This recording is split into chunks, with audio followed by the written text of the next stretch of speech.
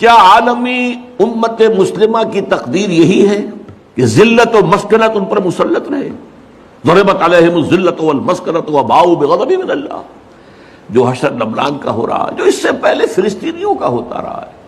کیوں نہیں کر سکی دنیا؟ مسلم دنیا چپ. زیادہ سے زیادہ بہت ریزولوشن پاس کر دیں گے. ابھی جایا پترا میں جمع ہو گئے ہیں، بعد ملیشیا میں، اور ریزولوشن پاس کر دیا. اللہ اللہ خیر صلی اللہ. No threat. کوئی یہ بھی کہنے کو تیار نہیں کہ ہم اپنے سفارتی تعلقات منقطع کر لیں گے. نہیں. کوئی یہ کہنے کو تیار نہیں کہ ہم اپنے تجارتی تعلقات منقطع کر لیں گے. نہیں. درخواست ہے تو اسی یونائٹڈ نیشنز سے ہے، اور درخواست ہے تو اسی یونائٹڈ اسٹیٹس آف امریکہ سے ہے. وہ سیز فائر کرا دیں. ان کی مرضی سے تو جنگ شروع ہوئی ہے، ان کے پلان کے تحت تو معاملہ ہے. لہذا اس اعتبار سے سوچنے کی بات ہے، کیا پورا عالم اسلام جو تھرڈ ورلڈ میں آ گیا ہے، سارا عالم اسلام تھرڈ ورلڈ میں، G7 G8 میں کہیں کوئی نام نہیں کسی مسلمان ملک کا، نہ 3 میں نہ 13 میں. اور کیا یہی صورتحال جاری رہے گی کہ ہو گیا مانند آب ارزاں مسلمان کا لہو؟ پانی کی طرح مسلمان کا لہو بہہ رہا ہے جہاں دیکھو. یہ صورتحال دیکھیے، کیا یہی ہمیشہ جاری رہے گی؟ نہیں. صورتحال بدلے گی. اور بھی دور فلک ہیں ابھی آنے والے. ناز اتنا نہ کریں ہم کو ستانے والے. یہ عالمی ملت اسلامیہ امت مسلمہ جو ہے، اس کا یہ معاملہ ہوا کیوں ہے؟ ہوا اس لیے ہے، یہ میں اس پر مفصل کتاب لکھ چکا ہوں، سابقہ اور موجودہ مسلمان امتوں کا ماضی، حال اور مستقبل، کہ یہ جو ضربت علیہم الذلۃ والمسکنہ، یہ کیفیت جو بنی اسرائیل کے لیے آئی ہے قرآن میں، یہ آج ہم پر کیوں آ گئی ہے؟ کیا وجہ ہے؟ وجہ یہ کہ جو جرم انہوں نے کیا وہ ہم نے کیا. ہم نے قرآن کو پس پش ڈالا. نبذ فریق من الذین اوتوا الکتاب کتاب اللہ وراء ظہورہم. ہم نے اسے اپنا امام تو نہیں بنایا. ہاں، ختم قرآن کے بعد دعا مانگ لیتے ہیں، اللہم اجعلہ لنا اماما ونورا وہدی ورحمۃ، لیکن چلنا نہیں اس کے پیچھے. یہ امام ہی ہے بس ہمارا، کہنے کو امام. اس کی بات ماننی تو نہیں ہے، اس کے احکام پر چلنا تو نہیں. تو اس لیے ہوا کہ ہم آج پوری دنیا میں ایک ملک بھی ایسا نہیں دکھا سکتے جس کے بارے میں ہم پورے اطمینان کے ساتھ دنیا کو یہ کہہ کر دعوت دے سکے کہ come and see with your own eyes this is Islam. وہ کتاب جو ہے وہ پڑھنے کے قابل ہے. نہ پڑھی ہو آپ نے ضرور پڑھیں، کیونکہ یہ سارے عقدے حل ہوتے ہیں. وجہ کیا ہے؟ یہ کیوں مسلمانوں ہی کا خون بہ رہا ہے؟ اسی طرح سے قرآن حکیم سے یہ ثابت ہے کہ بالکل ابتدائی دور میں، جو مکی دور ہے، بالکل اس کا ابتدائی زمانہ، سورہ نون کے آخر میں جو مذکور ہے کہ یہ کوشش کی گئی تھی کہ کچھ ایسے لوگوں کے ذریعے سے کہ جن کی قوت ارادی ان کی نگاہوں میں بہت مرتکز ہو جاتی ہے. یہ عملیات میں ایک خاص معاملہ یہ بھی ہوا کرتا تھا، اور اب بھی شاید کچھ لوگ یہ پریکٹس کرتے ہیں، کہ اگر باقاعدہ ریاضت کر کے اپنی نگاہوں میں ایک خاص قسم کی تاثیر پیدا کر لی جائے. بلکہ مولانا امین حسن اصلاحی صاحب نے اس کا تذکرہ کیا تھا ایک مرتبہ، جب زمانہ طالب علمی میں میں نے 2 تربیت گاہیں منعقد کی تھی، اور اس میں درس قرآن مولانا اصلاحی صاحب نے دیا تھا، کہ آج کل بھی بعض لوگ یہ کرتے ہیں کہ رات کے پچھلے پہر اٹھ کر نہا دھو کر سفید براق کپڑے پہن کر پھر بیٹھتے ہیں، اور کسی بالکل سفید کاغذ پر ایک چھوٹا سا نقطہ لگاتے ہیں، اور پھر نگاہوں کو اس پر جمانے اور مرتکز کرنے کی مشق کرتے ہیں. کتنی دیر تک پلک جھپکے بغیر آپ اس نقطے کو دیکھ سکتے ہیں. اگر یہ مشق کی جائے، یہ ایکسرسائز کی جائے، یہ ریاضت کی جائے، تو آنکھوں میں ایک ایسی چمک پیدا ہو جاتی ہے کہ اگر گھور کر کسی کو دیکھا جائے تو اس کی قوت ارادی کو آپ مزمحل کر سکتے ہیں. وہ ایک دم دبا ہوا محسوس کرے گا، اور آپ کا غلبہ اس کے اوپر ہو جائے گا نفسیاتی اعتبار سے. اسی طریقے کا کوئی عمل تھا جو نبی اکرم صلی اللہ علیہ وسلم پر بھی آزمایا گیا تھا. لَيَزْلَقُونَكَ، یہ آیا ہے سورہ نون کے آخر میں، بِأَبْصَارِهِمْ لَمَّا سَمِعُوا الذِّكْرَ. یہ لوگ چاہتے ہیں کہ اپنی نگاہوں کے ذریعے سے آپ کو پھسلا دیں، آپ کے قدم ڈگمگا دیں، آپ کی قوت ارادی کو کچل دیں. لَمَّا سَمِعُوا الذِّكْرَ وَيَقُولُونَ إِنَّهُ لَمَجْنُونَ.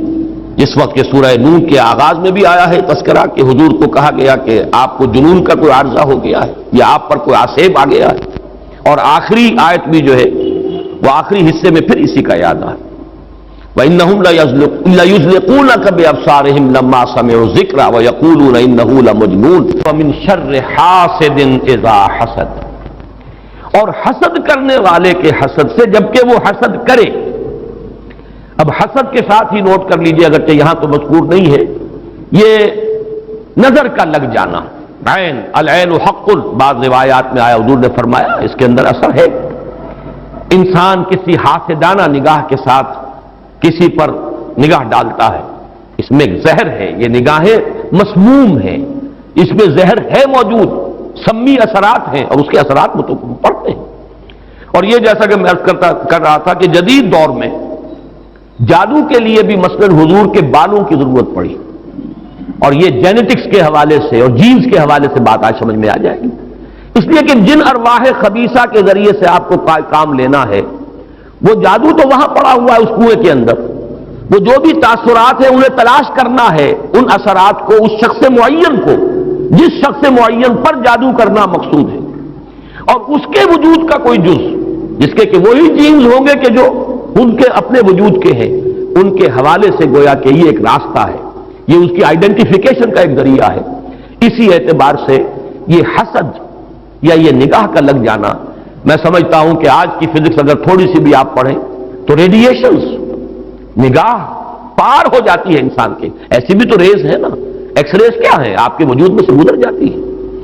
یہ ultraviolet, infrared rays, یہ تمام کی تمام ایکس ریز، یہ کیا ہے، وجود کو چیر کر گزرتی ہے. تبھی تو اس فلم کے اوپر اثر پڑتا ہے جو فلم کے پیچھے لگی ہوئی اور آپ سامنے کھڑے ہوئے ہیں، آپ کی ہڈیاں علیحدہ نظر آ رہی ہیں اور گوشت جو ہے وہ علیحدہ نظر آ رہا ہے. یہ تمام چیزیں آج سمجھ میں آتی ہیں. اور وہ فوٹونز جن کا میں نے ابھی عرض کیا، 1 ملین 5 دفعہ کہیے، 30 صفریں لگائیے ایک پر، تو 1 ملی میٹر کا اتناواں حصہ جو ہے وہ ایک فوٹون ہے. یہ تو وجود کے اندر سرایت کر کے کہیں سے کہیں نکل جانے والی چیزیں. ان ریڈیشنز کے حوالے سے ایٹمک ایکسپلوژن جو ہے اس کی ریڈیشن ہے جو آپ کو معلوم ہے کہ جو ذرا ذرا سے حادثے ہو رہے ہیں، چرنوبل میں ہوا ہے، کہیں ہو گیا تھا بھوپال میں، اور اس کی پھر ریڈیشنز کے کیا کیا اثرات ہوئے، وہ شے نظر تو نہیں آتی، غیر مرئی چیزیں.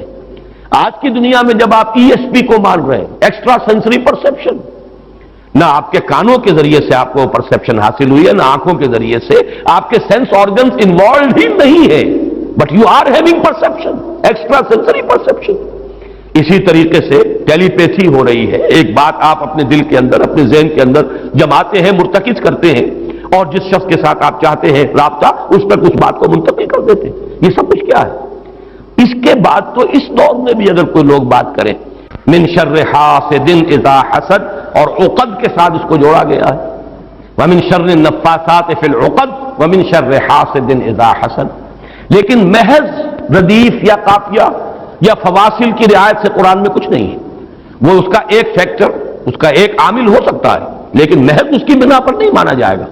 تو اس میں یقیناً کوئی اور حکمت ہے، اور وہ حکمت تقسیم کی گئی ہے. ہمارے مفسرین نے تو اس کو یوں بیان کیا ہے کہ ایک حسد وہ ہے کہ جو دل میں پیدا تو ہے، آدمی کے اندر ہے، لیکن یہ کہ وہ اس کو یعنی اس کو باقاعدہ کوئی ایک ہمت کے ساتھ اور اپنے ایک عزم کے ساتھ، ارادے کے ساتھ بروئے کار نہیں لا رہا، تو اس حسد کے اثرات نہیں ہوں گے، اس سے پناہ مانگنے کی ضرورت نہیں ہے. میں اس کو اس انداز میں تو میرا ذہن سے قبول نہیں کرتا، اس لیے کہ حسد اگر پوٹینشلی ہے اندر تو اس کے اثرات ہوں گے. وہ ریڈیشن تو ہوگی، چاہے اس کا ارادہ ہو چاہے نہ ہو. وہ کیفیات جو ہے وہ اس کے سانس سے، اس کی آنکھ سے، اس کے وجود سے، وہ اندر اگر زہر گھل گیا ہے تو اس کے وجود سے نکلنے والی ساری شعائیں جو ہیں ان کے اندر وہ اثر موجود ہوگا، وہ مسموم ہوں گی، زہر ان میں ملا ہوا ہوگا، اس کے اثرات ہوں گے. البتہ یہ کہ اس کے 2 درجے ہم قائم کر سکتے ہیں، اور وہ یہ کہ ایک ہے غیر شعوری حسد. ابھی آپ کو اندازہ نہیں، اندر ہی اندر کھچڑی پک رہی ہے، وہ اور بات ہے. لیکن جب یہ اس درجے کو پہنچ جائے کہ شعور کی سطح پر آ جائے، آپ کسی کی برائی چاہنے لگیں بالفعل، آپ چاہیں کہ اس کے اندر اگر یہ فضیلت کی بات ہے تو یہ سلب ہو جائے، اس کو پاس اگر یہ نعمت ہے تو یہ نعمت اس سے چھن جائے، مجھے مل جائے. یہی ہے اصل میں جس کو غبطہ اور حسد کا فرق کہا جاتا ہے. اور ایک جگہ پر حضور نے ایک حدیث میں لفظ حسد استعمال کیا ہے، لیکن مراد اس سے غبطہ ہے. لا حسد الا فی اثنین، کوئی حسد نہیں کیا جانا چاہیے سوائے 2 اشخاص سے. ایک وہ جسے اللہ نے علم دیا ہے اور وہ علم پھیلا رہا ہے تو اس سے بھی اگر حسد پیدا ہو جائے تو کوئی بری بات نہیں، کوئی اچھی بات ہی ہے. اور ایک یہ کہ کسی کو اگر دولت دی ہے، وہ دولت پھیلا رہا ہے اور عام کر رہا ہے، لوگوں کو اس کے خلق کے لیے خرچ کر رہا ہے، تو اس سے بھی حسد. لیکن یہاں حسد غبطہ کے معنی میں، غبطہ یہ ہے کہ کسی میں کوئی خیر آپ کو نظر آئے تو آپ اللہ سے دعا کریں پروردگار مجھے بھی یہ خیر عطا کر دے، یہ غبطہ ہے. اور حسد یہ ہے کہ اس سے یہ شے چھن جائے. یہ ہے در حقیقت کہ جو بری شے ہے کہ کسی نعمت کا کسی دوسرے شخص سے سلب ہو جانا، اس کی خواہش جب پیدا ہو جائے اور جب یہ شعوری سطح پر آ جائے. یعنی ایک ہے اس کا ایک وہ جو جس سے کہ ابھی اتنی اس کی انٹینسٹی نہیں ہے کہ اس سے وہ ریڈیشن ہو، اس کی انٹینسٹی اس وقت ہوگی جب کہ وہ شعور کی سطح پر آ گئی اور انسان جو ہے جل رہا ہے حسد کی آگ میں اور چاہتا ہے کہ یہ نعمت اس سے سلب ہو جائے، یہ فضیلت جو ہے اس سے چھن جائے. تو یہ شے وہ ہے یقیناً کہ اس کے اثرات، اس کو میں اس وقت جدید فزکس کی اصطلاح میں ریڈیشن کے ذریعے سے اس میں لفظ واضح کر رہا ہوں، اس کے اثرات ممتد ہوتے ہیں اور اس کے شر سے بھی پناہ مانگنے کی یہاں ہمیں تلقین کی گئی. تلقین محمد الرسول اللہ صلی اللہ علیہ وسلم کو ہوئی اور آپ کی وساطت سے ہم سب کو ہو رہی ہے.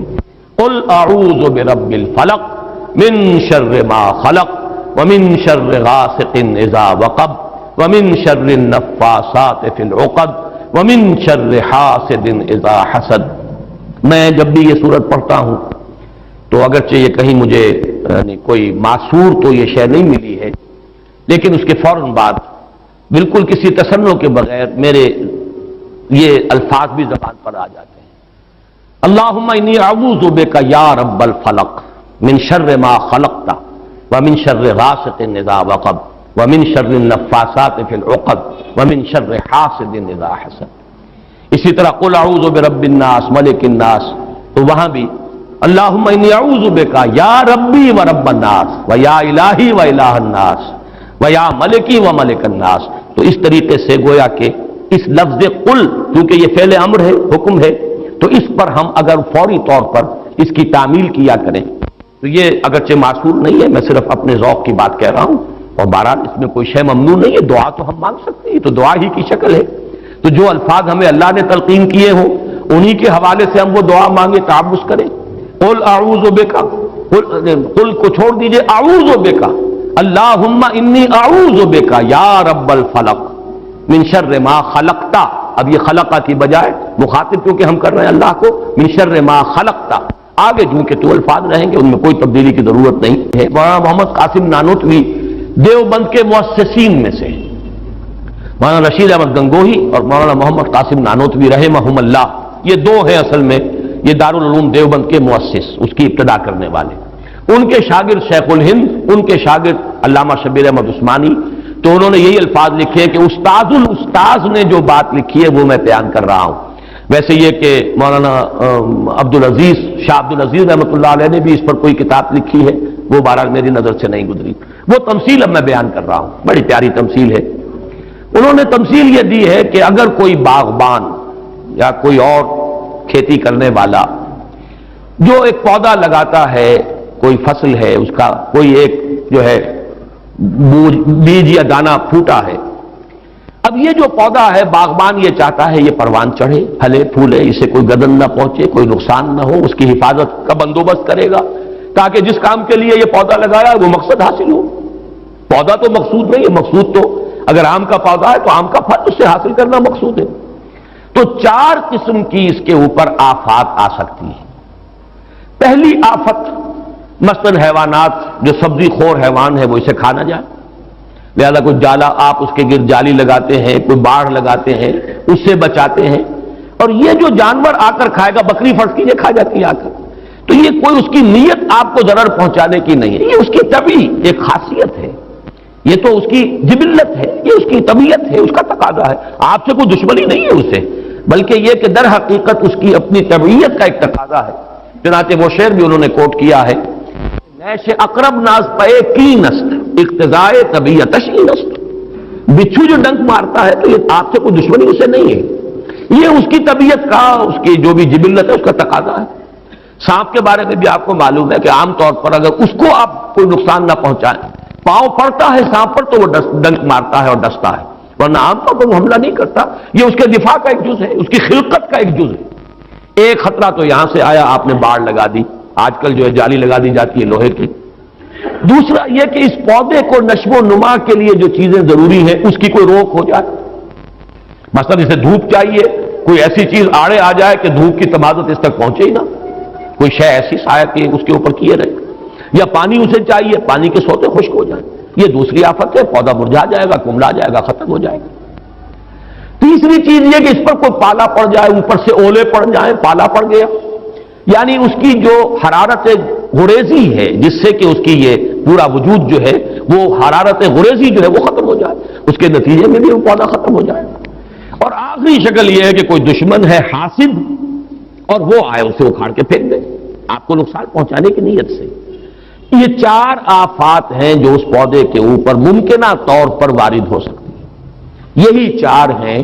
قل اعوذ برب الفلق من شر ما خلق. یہ وہ خلقت میں جو شر مضمر ہے، وہ اس کے خلقت کا جز ہے. نیش اقرب ناس پے کی نست اقتضاء طبیعتش کی نست، یہ تو اس کی طبیعت کا، خلقت کا، اس کا تقاضا ہے. دوسرا یہ ہے کہ وہ سورج ڈوب گیا، غروب ہو گیا، یا جیسے میں نے کہا تھا حیات معنوی یا حیات مادی کے لیے جو اسباب ضروری ہیں ان میں سے کسی کا سلسلہ منقطع ہو گیا، یہ ہے شر غاسق اذا وقب. تیسری چیز کہ جو در حقیقت جادو کے ذریعے سے ہوتی ہے کہ اندر آپ کے کوئی ایسی شے ہو گئی جس سے آپ کے طبائع اور قوائے طبیعہ جو ہے وہ کچھ شل ہو کر رہ جائے.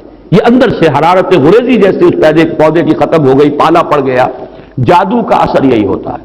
یا تخبطہ الشیطان من المس جیسے آیا ہے کہ ایسی کیفیت ہو گئی کہ جیسے حواس پورے طور پر بجا نہیں ہے، حواس پورے طریقے سے قائم نہیں ہے، مجتمع نہیں ہے.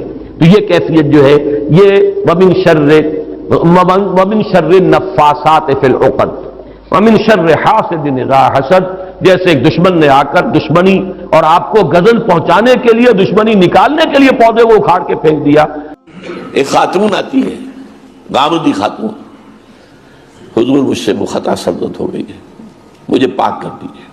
آپ فرماتے شاید کہ تمہیں حمل رہ گیا ہو، کہ یہاں حمل تو ہے، تو جرم تمہارا ہے، اس جان کا کیا جرم ہے؟ جاؤ وضع حمل کے بعد آنا. چلی گئی. وضع حمل کے بعد پھر آ رہی، حضور میں یہ بچہ ہے، پیدا ہو گیا ہے، اب مجھے پاک کر دیجیے. فرمایا ابھی تو اس کا وجود تمہاری ذات پر منحصر ہے، اسے دودھ کون پلائے گا؟ جاؤ دودھ پلاؤ. پھر آ جاتی ہے، بچے کے ہاتھ میں روٹی کا ٹکڑا ہے. دیکھیے حضور اب یہ روٹی کھانے کے قابل ہو گیا. تب حضور حکم دیتے ہیں اور وہ عورت رجم کی جاتی ہے. یہ مثال کا اثر ہے. کسی شخص نے کہہ دیا، ہم جیسے تھے نا وہاں بھی، یہ کتنی بے حیا عورت تھی. حضور نے فرمایا نہیں، اس نے وہ توبہ کی ہے کہ اگر مدینے کے رہنے والے سب لوگوں میں تقسیم کر دی جائے، سب کی نجات کا ذریعہ بن جائے گی. یہ ایمان تو پہلے پیدا کرے.